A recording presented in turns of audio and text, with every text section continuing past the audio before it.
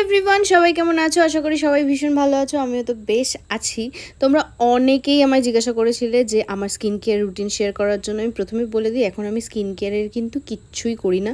আমি ফেস ওয়াশটুকুও করি না, এখন ভালো লাগে না আর কি।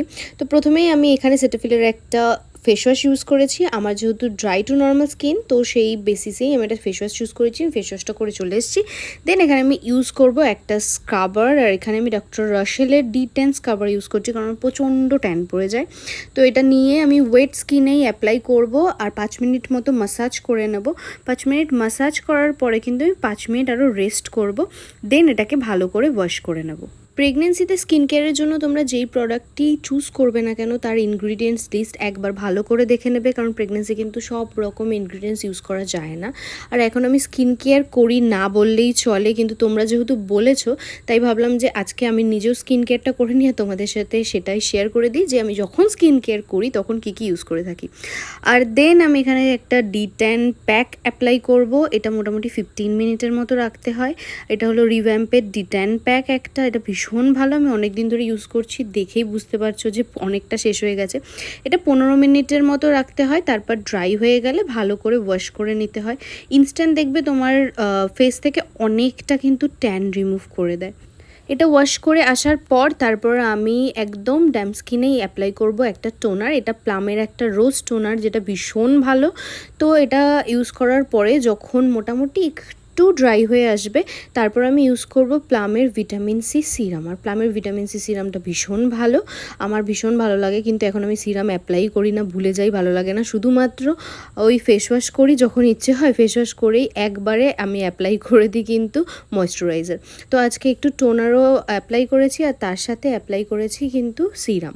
তো ওখানে ভিটামিন সি সিরামটা একদম ভরে ভরে অ্যাপ্লাই করে নিয়েছি, একটু বেশিই পড়ে গেছিলো। যাই হোক, আমি গলায়ও ভালো করে অ্যাপ্লাই করে নেব।